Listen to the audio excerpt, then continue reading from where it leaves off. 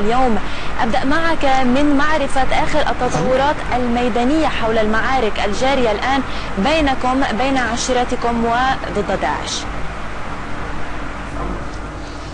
سيدتي العزيزة، احنا من قبل 3 ساعات وصلتنا فيديوهات من داخل أرض المعركة، ومن يقول الشياطات سقطت فهذا كلام غير صحيح.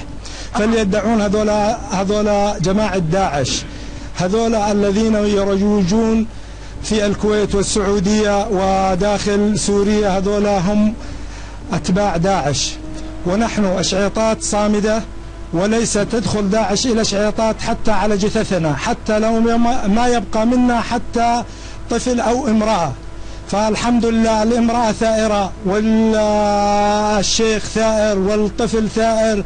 تصوري أنا عندي طفل بعد استشهاد أخوه عمره 12 سنة حاليا في المعركة، حاليا في المعركة. والحمد لله الوضع الحمد لله قبل ساعتين وصلوهم لشويط لأبو حردوب، والحمد لله القتال مستمر. وشباب الشياطات الحمد لله مشهود لهم بالقتال ومشهود لهم في ساحات المعارك. شيخ، أريد أن أعرف منك ما الذي حصل تحديدا. يعني قبل شهر وقبله أيضا كان هناك حديث عن طرد تنظيم داعش من هذه المناطق في ريف دير الزور. ما الذي حدث حتى عاد داعش إلى هذه المناطق وهو يقاتل بشراسة الآن؟ حدث أجاء داعش بمقويات إيرانية صفوية من حزب الله ومن النظام النصيري. هذولا اتفقوا أن الشياطات هذه قوة عظمى. الحمد لله الفرقة 17 في يومين سقطت. اللواء 93 في قوة الدولة خلال 24 ساعة سقط. لكن الحمد لله شياطات صار لها اليوم 23 يوم وهي صامدة. الحمد لله رب العالمين، هذا فضل من الله. الشياطات أو مو اليوم والبارحة داخلين بساحات القتال. الحمد لله عشيرة متكاتفة مع بعضها. نعم. الحمد لله انضمت إلينا عشيرة شويط أخوة السمرة و10 نعم منهم. نعم. والحمد لله قتال الحمد لله مستمر. طيب. وقتال لم تدخل داعش الحرب كر وفر. تدخل داعش يكونون كاملين هم الشباب يطردونهم، فهذا الأمور الحرب كر وفر. نعم. طيب شيخ، تتحدث عن انضمام بعض العشائر. كنتم قد وجهتم دعوة لكافة العشائر الموجودة في منطقة أرياف دير الزور وفي كل هذه المناطق هناك إلى مساعدتكم في هذه الحرب ضد داعش. إلى أي مدى لقيتم استجابة، ولماذا ما زالت هناك بعض العشائر لم تستجب لطلبكم؟ أنا حاليا أوجه دعوة إلى العشائر، العشائر مرة ثانية. الحمد لله بالتوجيه الأول في بعض العشائر الحمد لله تحرك دمهم، والحمد لله إن شاء الله أنا من مكتبكم ومن منبركم أنا أوجه إلى العشائر، إلى عشيرة القالية، إلى العقيدات عيال الأبرز، البكير، أخوة عترة. أرجو منكم الوقوف إلى أشعيطات، لأنه ما في يوم نادت أي عشيرة إلا شعيطات كانت بالأول. وجه إلى عيال مشرف الدندل، الحسون، أخوة سعدة. أرجو منكم الوقوف إلى جانب أخوانكم الشعيطات. إلى ألبو مريح، أخوة عفة. أرجو منكم الوقوف إلى جانب الشعيطات الذي أنتم تعرفونهم. ما في يوم أنتم انتخيتوا بهم وما كان بالمقدمة شعيطات. الشعيطات عيال زامل وأنتم تعرفون الكلام هذا.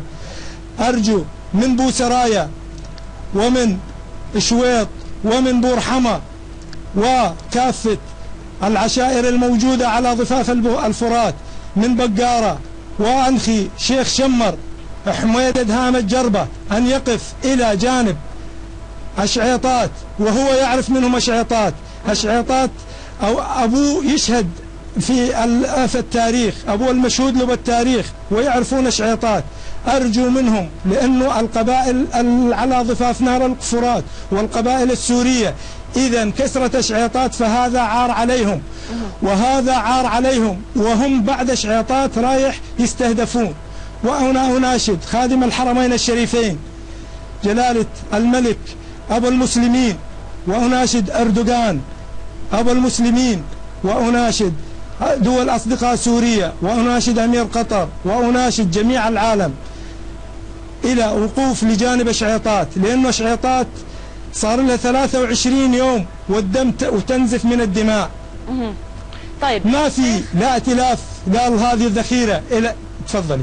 نعم، كانت هناك معلومات أن بعض من العشائر التي تناشدها حضرتك كانت قد بايعت داعش قبل ذلك، وهو ما أدى إلى تقدم هذا التنظيم في مناطقكم. هذه المعلومات صحيحة؟ العشائر الذي بايعون داعش هم عملاء بشار الأسد، وهم عملاء إيران اللي كانوا مخبرين ومندوبين لبشار الأسد، هم البايع داعش. أتحدى أنا إذا يطلعوا لي داعش رجل شريف في داعش أنا مستعد أروح أبايعهم، بس يطلعوا لي رجل شريف يقولون هذا رجل شريف ابن عائلة أبو فلان الفلان الفلان. كل الموجودين الذين بايعوا داعش فهم ناس مرتزقة وناس كانوا عملاء لبشار الأسد، هم كانوا عملاء لبشار الأسد، فبشار الأسد دخل داعش فانطاهم إيعاز بشار الأسد الدخول لموايعة داعش. طيب الآن أنا أختي العزيزة أنا. تفضل شيخ تفضل. تفضلي. النظام يعني إذا كنت تقول إن العشائر الموالية له هي التي بايعت داعش، قام النظام أيضا بتوزيع يعني مناشير عليكم أنتم وعلى عشيرتكم ومناطقكم بأن ترجعوا إلى حضن الوطن وعن استعداده لدعمكم. يعني ماذا تردون على هذه الدعوة؟ أنت تعرفين ألعاب إيران وحزب الله والنظام، أنت تعرفين ألعاب حزب الله والنظام وإيران. هذول ناس لا يعرفون الله حتى بالاسم، نفسهم نفس داعش. أنا أعرف العقيد وائل إسماعيل، وأنا شفته بعين المجردة واقف على حاجز، هو بالمخابرات الجوية، أنا شفته برؤية عيني وأنا مار متنكر على حاجز من حواجز داعش. فكيف أنت تنظرين إلى النظام أنه هذا النظام فلان وفلان يبعثون منشورات؟ لو النظام بده هذه ما سلم الفرقة السواء 17 وذبح عساكره بها، طلع العلويين خلال قبل تبدأ المعركة كانوا فيها علويين، طلعهم وهربهم للواء 93. بعد اللواء 93 اجت 3 طائرات هوليكوبتر نزلن بال 93 وشالن العلويين، ما تذبح الا المسلمين السنة. طيب الطيران الجوي للنظام فاحنا نناشد هل يشارك في المعارك الجارية الآن في دير الزور وفي مناطقكم تحديدا؟ احنا الطيران بالعكس، الطيران هو يغطي رتول داعش، الطيران الحربي النصيري هو يغطي ارتال داعش. لو الطيران الحربي تصوري انه برقة المحافظة بينة مثل عين الشمس يقدر يضربها في اي لحظة، تصوري انه يضرب المدنيين العزل ومخلي داعش. هذه امريكا عبنها ارادت تضرب داعش في العراق، ضربت حق اهداف محققة. اما هو بالعين المجردة تنظيم داعش موجودة مقراته مهي مثقبية مهي متنكرة، ارتال داعش تمشي، هو قطة ألوية اجت دعم لداعش هو قطاها وخلاها تمرق في سلام. شيخ أود أن أتوقف معك قليلا عند بعض التفاصيل عما يجري يعني على الأرض فعليا. يعني أعداد المقاتلين من عشيرة الشعيطات وأيضا الأسلحة التي معهم هل هي كافية لمواجهة تنظيم كداعش وكأسلحة داعش الموجودة معه الآن؟ والله احنا دمرنا الداعش من 4 أيام، دمرنا الداعش 9 دبابات واغتنمنا منهم دبابتين، واغتنمنا منهم احنا الاسلحه اللي نغتنمها من داعش احنا نحارب بيها. احنا اتحدى ائتلاف عطانا ليره واحده او دولار واحد، انا موجود في اسطنبول وتليفوني كله معروف، او الحكومه المؤقته او وزاره الدفاع انطانا اي شيء.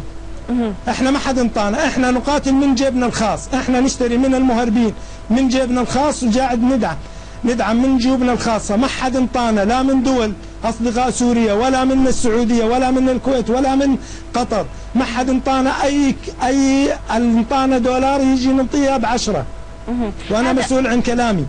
احنا ما حد انطانا، احنا قاعد نقاتل اللي نقتنمه من داعش ومن النظام قاعد نقاتل فيه. احنا الحمد لله مشهودين من دول.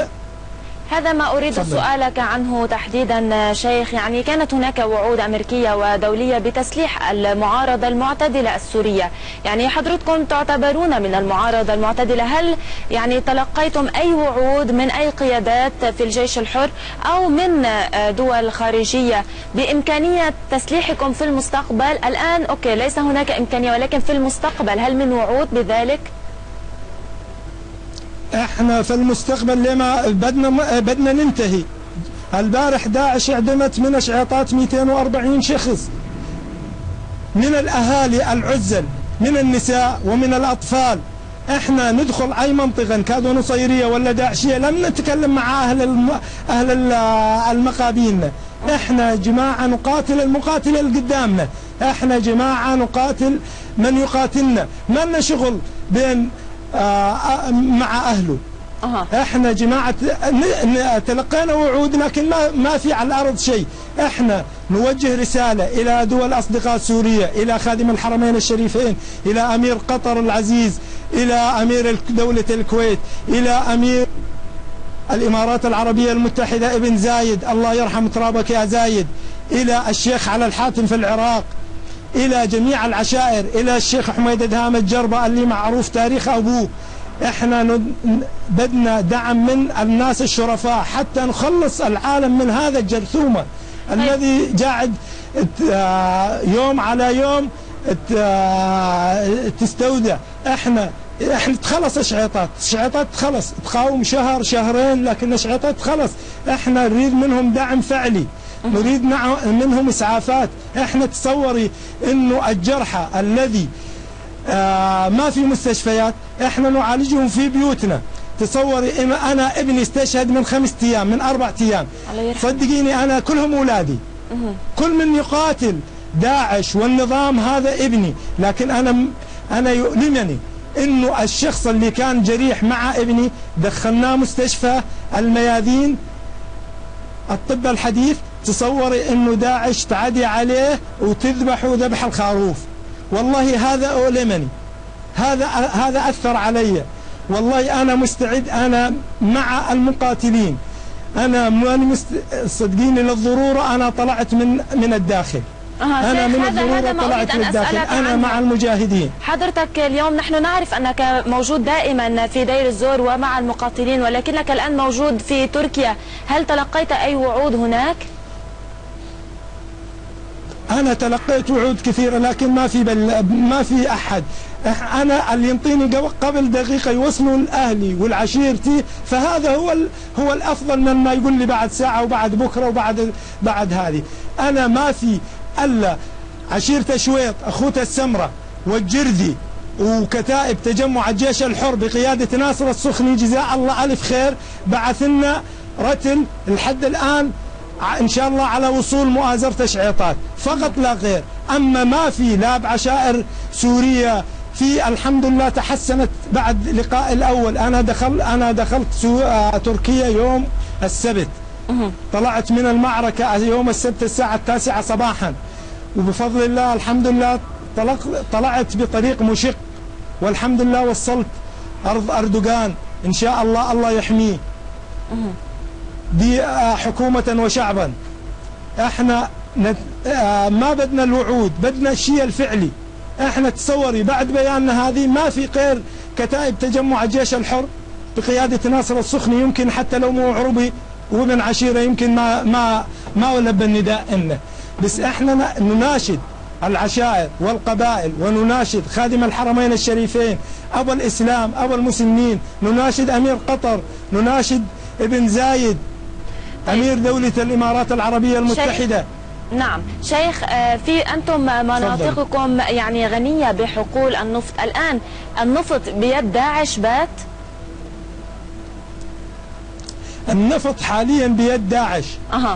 احنا نقاتل والله من جيبنا الخاص، والله من جيبنا الخاص. اتحدى ائتلاف ولا دول ولا حكومة. نعم كيف يصرف داعش هذا النفط؟ إلى من يبيعه؟ كيف يتاجر به؟ داعش، نظام داعش أنا عندي معلومات أنه عمل صفقة مع النظام في قبرص. عمل صفقة مع النظام في قبرص، ويسير النفط عبر قبرص ويسير الغاز إلى النظام، في صفقات بينه وبين النظام. وإحنا عندنا علم أنه اجتمع أحد شيوخ العشائر في الحسكة مع مدير مكتب بشار الأسد اللي هو اسمه حسام سكر، واجتمعوا وعطاء النظام أعطى داعش $1,000,000 في سبيل يقضي على عشعيطات، في سبيل يقضي على الثورة في دير الزور. فأنت قبل قليل سألتيني أنه العشائر اللي بدير الزور بايع داعش. والله ما بايع داعش رجل شريف، اللي بايعهم داعش كليتهم أزلام النظام، كليتهم كانوا مخبرين للنظام، فحاليا هم الذي بايعهم داعش. والله أنا حاليا في اسطنبول تجيني تهديدات من الكويت ومن السعودية، من السوريين المقيمين بالكويت وبالسعودية تجيني تهديدات انه نعدي عليك. انا اقولهم الموت واحد، انا بدي اظل بالثورة، الموت واحد. انا استشهد اولاد اخوي واستشهد اولادي واستشهد كل من يقاتل داعش والنظام النصيري، هذا ابني. الله يرحم. أنا روحي إني أحسن من الواحد. ابنك تحديدا والجميع. كان معنا مباشرة من اسطنبول الشيخ رافع عقل الرجو، شيخ عشيرة الشعيطات وعضو هيئة العشائر والقبائل العربية. أشكرك جزيل الشكر.